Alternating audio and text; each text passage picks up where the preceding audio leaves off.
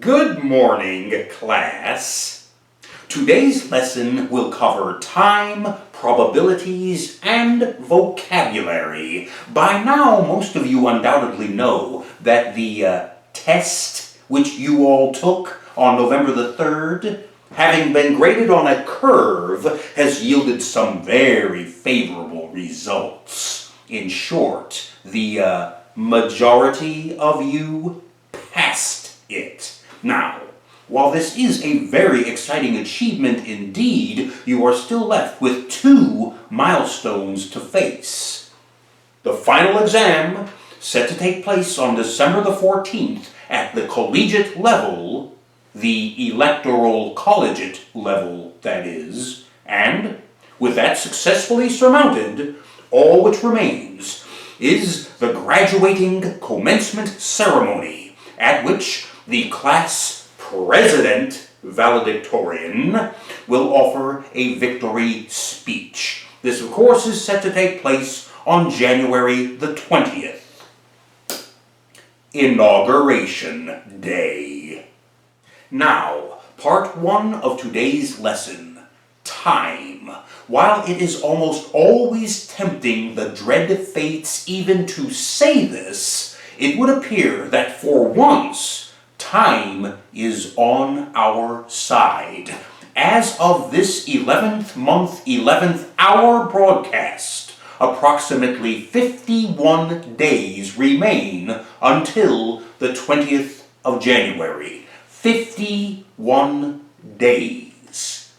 Just over a month and a half. That is the dwindling time frame which this failed incumbent has left in order to devise some way in which to sabotage the election results retroactively, which is precisely what you should anticipate that he will try to do, particularly in the 2 weeks leading up to the December 14th assemblage of the Electoral College. This incumbent, already so inclined to lie, cheat, and steal to get what he wants, could very well manipulate, machinate, concoct any scheme, go to any lengths, no matter how debased, in order to retain power, to save face, and to outrun that pending designation as loser. He will do anything that he can to prevent this, which brings us to part 2 of today's lesson, probabilities. That which will probably constitute the least worst case scenario, which I caution you is still pretty bad, is as follows. In spite of any attempts at chicanery, this incumbent fails to upset the election. The Electoral College does indeed confirm the Democratic candidate as president-elect. He is sworn into office on January the 20th, and this incumbent is out. Sounds pretty good, eh? Now, here are the negative points which I ask you to consider. As pathetic, as laughable as it is, it has been proposed to me that 4 years from now, this incumbent will attempt to reclaim the presidency by running for re-election then. Now, he does have a few points in his favor toward accomplishing this. This has happened before. There is a precedent for a 2-term president having 2 non-consecutive terms. This happened back in 1885, and then again in 1893. The president was Grover Cleveland. President Cleveland began his first term in 1885, ran again in 1889, lost to Benjamin Harrison, ran again in 1893, and won his second non-consecutive term. Now, with this precedent established, it promotes the idea that it can be done again. Secondly, and stupidly, he does still have a large group of followers out there who would love to see this happen, and he will theoretically have a smoldering grudge to nurse for the next 4 years. Fortunately, he has still more variables working against him. He will have 4 years in which to lose interest. He will have 4 years of unencumbered freedom. 4 years removed from the inconveniences and the petty annoyances of, say, running a country. Moreover, it would appear that he might well be facing legal indictment upon leaving office, the consequences of which could prevent him from ever holding any office ever again. Furthermore, he is not exactly a young man anymore. And 4 years from now, he will be 4 years older. Now, to the assertion that 4 years from now he will be the exact same age as the president-elect is today, I will take a quick moment to do that which some of you have petulantly been complaining that I do not do enough. Focus upon the president-elect instead of only haranguing their precious incumbent. I will do so now.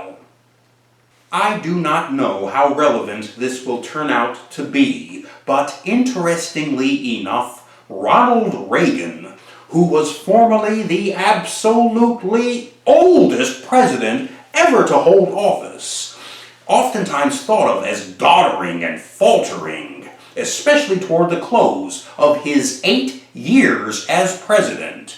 When he left office, at the height of the idea that he was senile, Ronald Reagan was then, upon leaving office, as old as the president-elect is now going into office. Class, this is all unprecedented, uncharted, alien territory. Terra incognita. America has never before had a president this advanced in years take office. Never. Now, personally, I have no problem with this. Truth be known, I have always been something of a gerontocrat. I like my politicians to have one foot in the grave. I always have, provided that they are both men and women, and that they are comprised by multiple ethnicities. Beyond that, I got no problem with age. But I know, young Turks that you are, most of you do have a problem with age. And if age is such a concern, if it's such a factor, then it can hardly work in favor of this passing incumbent 4 years from now, especially if, by contrast, it winds up affecting the president-elect once he is in office. Hence, boys and girls, 4 years from now, it is unlikely but not impossible, that this incumbent will seek a second term. Moreover, the established custom of a vice president carrying on the presidential legacy of an administration by seeking the presidency himself is, in this case, also not especially likely. The cult of personality enjoyed by this passing incumbent does not translate to his vice president. For you see, in order to undertake a cult of personality, one must first have a personality. And even if this were the case, it is still unlikely that a one-term vice president would enter the race. After all, when is the last time any of you heard from Dan Quayle? No. The least worst case scenario is as we have outlined it. This incumbent leaves office and begins life as a phony and fraudulent ex-president, more about which I shall explain to you next month in our 12th and final lesson, although I will forewarn you here and now about just some of that which you will have to expect. In addition to receiving a presidential pension for the rest of his life, he will, as an ex-president, be entitled to Secret Service protection at public expense for the rest of his life as well. But more to the point, and I wonder how many of you know this, when you become an ex-president, even though you are no longer in office, you retain the title, the form of address. For the rest of his life, he will officially continue to be addressed as Mr. President.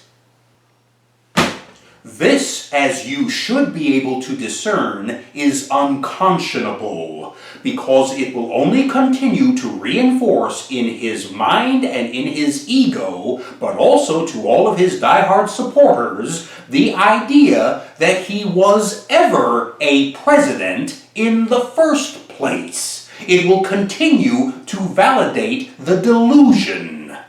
It is already bad enough that he will by default have devoted to him a place, not only in all of the history books and in all of the classrooms, but also in any and all manner of presidential archives. Although this is a mistake which can be remedied.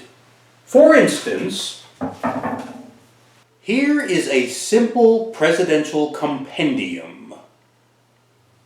Now, let us suppose, hypothetically speaking, that this is a presidential compendium from the future. That, beginning with George Washington, it represents all the presidents who served in the past and all of the presidents who go on to serve in the future. Let us furthermore arbitrarily suppose that that this space right here, that this represents the past 4 years, the term occupied by your passing incumbent. If this is the case, then it stands to reason, logically, this would have to be the previous president, and this would have to be the forthcoming president-elect. This then would be the president to follow him, this would be the next president, and so on and so forth, on into the future. That remedy I spoke of a moment ago, from this point forward on into the future, as regards any and all presidential indexes, any reference charts, any presidential lists in textbooks or in almanacs, at the formal museum level, any presidential colonnades or esplanades, any manner of representation of the linear chronology of the American presidency, when it comes to this space here representing the past 4 years, it must remain blank.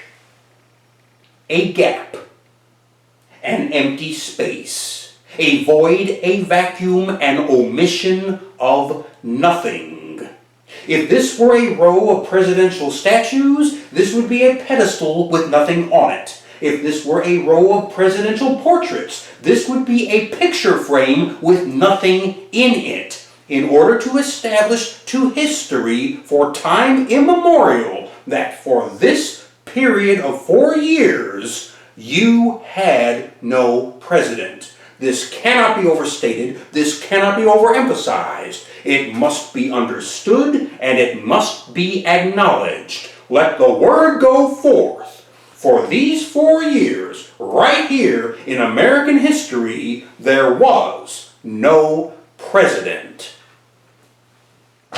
This brings us to yet another accolade. As much as all of you are looking forward to it, as an ex-president, he will likewise be entitled to a state funeral, to a burial or interment with full military honors and all of the ceremonious pomp and circumstance which a state funeral entails. Now, while we are on the subject, since this is the least worst case scenario, in speaking of state funerals, I have spent the past 4 years in constant suspenseful dread that any one of a diminishing number of profoundly aged dignitaries and luminaries, ladies and gentlemen who are closing in on 100 years of age, might actually, God forbid, die while this incumbent was still in office, because as such, he would be the one representing the United States at,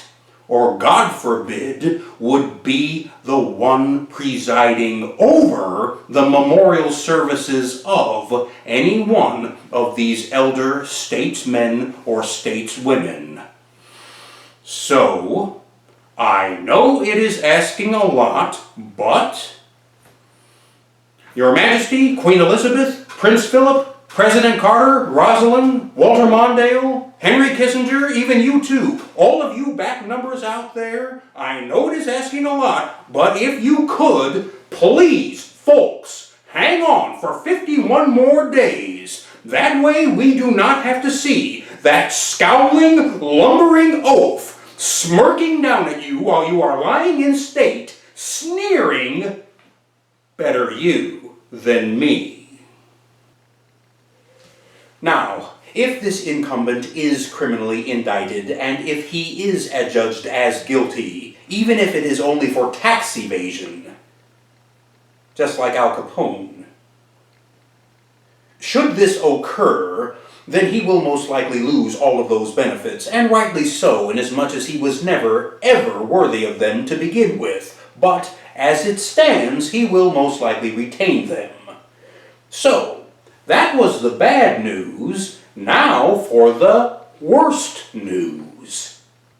The absolute worst case scenario, in addition to all of the tricks and contrivances which this incumbent will initiate in order to try to stay in power, is one of such grim plausibility that we must wait until our 12th and final lesson before we engage it, before we even consider it. For now, we will close with our vocabulary lesson. Today you will be adding 2 new words to your lexicon.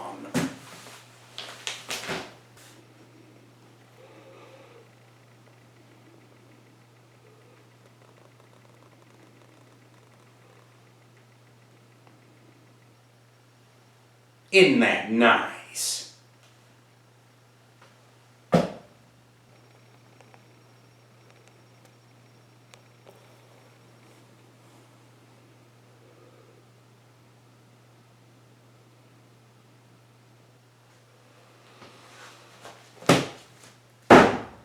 "51 days.